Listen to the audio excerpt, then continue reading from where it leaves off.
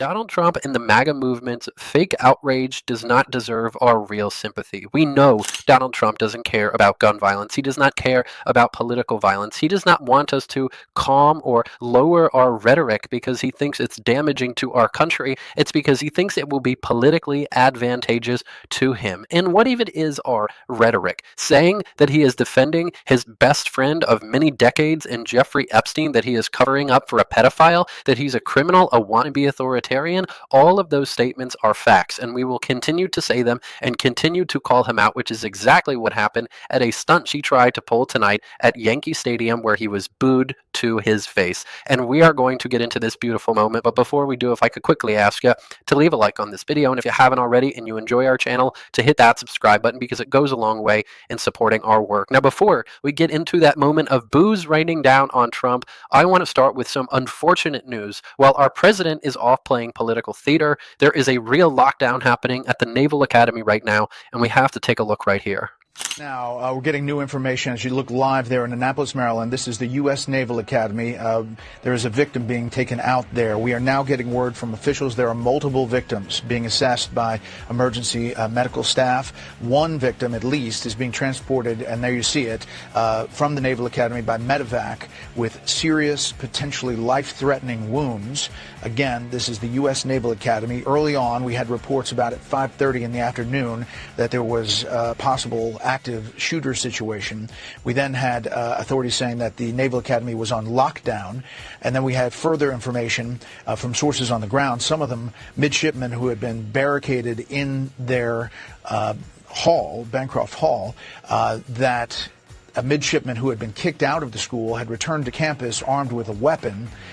Multiple sources were telling us that. Gunshots were heard, and then one official said the shooter is knocking on doors pretending to be a military policeman. Again, we don't have a number yet on the total number of casualties. We know one is in serious, potentially life-threatening situation. If Donald Trump actually cared about political violence, if Donald Trump actually cared about the epidemic of gun violence in our country, there would have already been a law passed today. I don't even know or care if you call it the Charlie Kirk Stop Gun Violence Act. It doesn't matter to me. The right will have moved. They should have moved to actually make a real difference in preventing a policy choice, which is gun violence. But they haven't, because they don't care. So it continues to break out across the country without them saying a word. But what will Donald Trump do? He will go and make a show, play political theater, brag about himself on a day in which we should remember those who gave and lost their lives on September 11th. What is Donald Trump doing? He's talking about himself. Win. I'll tell you what, George Steinbrenner was a great friend of mine. The whole family, it's a great family, and Randy is wonderful, and I will say you're going to win. George used to coach. For some reason, I don't know what it was, we won every time I came. Randy, is that right? Every time we came, we'd win a game, and he'd call me. He was, you think that was easy sitting with him for a game? It wasn't. It was brutal. You were exhausted at the end, but he won, and you're going to win. You're going to go all the way, and you'll get in the playoff, and I think you're going to do, I think we'll start off, how about tonight? We'll start from tonight on, and you're going to do well. Randy was telling me the Boston Red Sox came to the Oval Office. Everything is a stunt for Donald Trump. Please keep that in mind. As you hear the right, demand an apology, demand a condemnation of yesterday's actions, demand that you lower the temperature when it was Jesse Waters instantly on primetime television declaring war. We saw every Democratic president, every Democratic elected official instantly jumped to condemn what happened. But we shouldn't even have to, because political violence is not our fault. It is not our responsibility. We are not the gun lobby. We are not the ones flaming the fire of these tensions. We're certainly not the ones stopping any policy outcomes, any policy with sensible gun violence prevention. No, that's not us. It's Donald Trump, and it's why he deserves to be booed.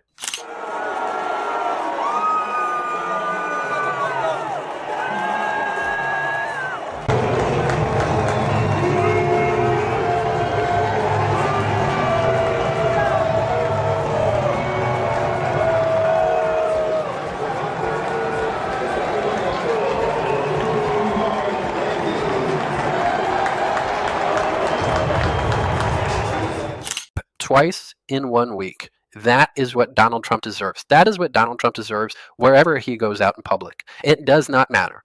One of the proudest moments I've had of this despicable presidency so far were the brave protesters looking him dead in the eye, 6 feet away, booing him and saying, DC must be free, Palestine must be free.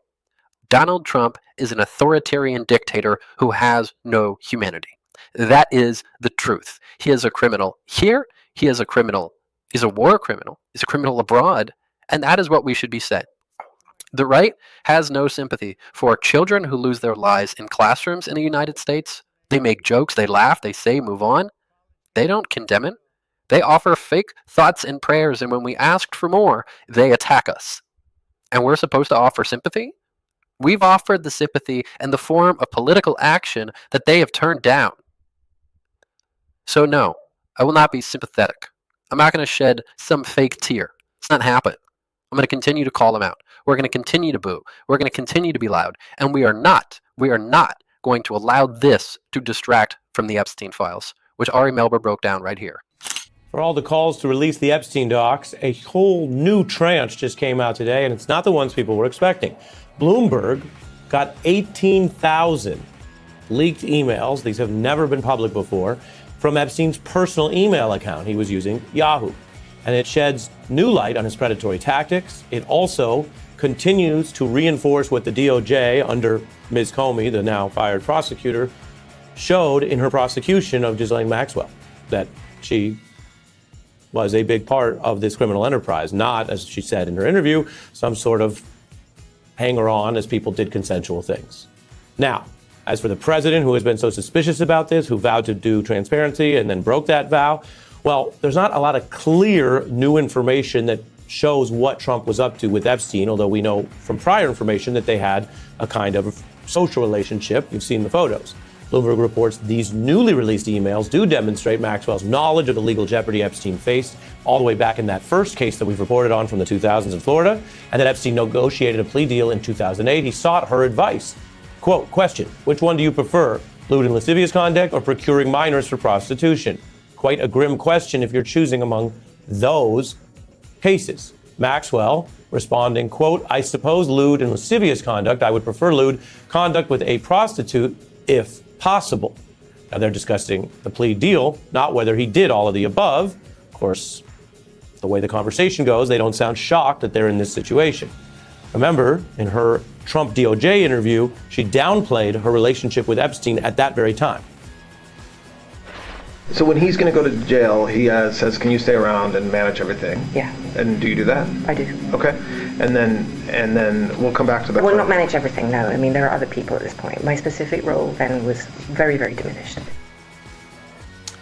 However, one thinks of a diminished role compared to the past. Bloomberg finds they exchanged over 200 messages in 6 months of that first year. Trump's name does come up in 3 minor instances. That's the Bloomberg word, and they've obviously gone through all this quite carefully. In 2007, Maxwell wrote reporters may have interviewed Trump about Epstein's case. You have to assume they went to Donald Trump. She notes, that's neither here nor there on Donald Trump's role.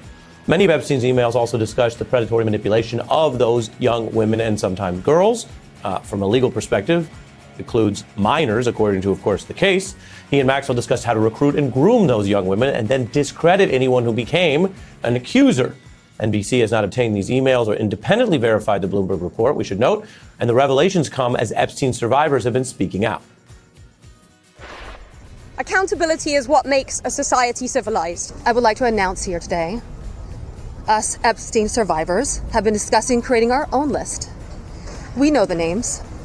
Many of us were abused by them. We are tired. However, we are not going away. We will not stop or give up. Jason Leopold, the senior investigative Bloomberg reporter, joins us now. The lead on what is a clearly big break in understanding more about this sordid case. Epstein's inbox is how Bloomberg put it. Thanks for joining me. Thanks for having me on, Ari. What do these emails add to the public understanding about this case? It adds a lot. As you noted, we have 18,000 emails. And in the emails that we highlighted here, in this very lengthy story about Ghislaine Maxwell's partnership with Jeffrey Epstein, which was far closer than the public knows, you're getting an opportunity to see just how close they really were. Right up until Jeffrey Epstein was getting ready to report to prison, they discussed shared fertility treatments. They talked about the legal case. You read some of those emails about when Jeffrey Epstein was asking her what she would prefer, what she thought that he should potentially plead guilty to, but also just how much she helped to kind of run the business of Jeffrey Epstein. Within these emails, we also uncovered an accountant's spreadsheet that tracked nearly $2 million in spending, and which amounted to some gifts, some cash payments to victims, to very prominent public figures. There was a car for Alan Dershowitz, which he told us was for his wife. There was a watch, $11,000 Rolex watch, for Tom Barrack, who's now the ambassador to Turkey. He told us he never received a watch. So you're getting an opportunity to see details about the business dealings, but also disturbingly, there is a lot of information there about Jeffrey Epstein's callousness. I will not be silenced. You will not be silenced. Our fight will go on. We will continue to call out the right. We will not allow them to play political theater.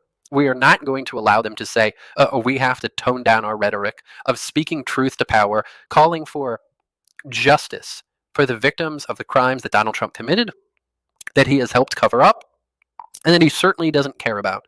We are going to be talking about that every single day, and if you want to support that work, as always, you can hit that subscribe button, leave a like on this video, and if you stuck around to the end, drop a blue heart in the comments.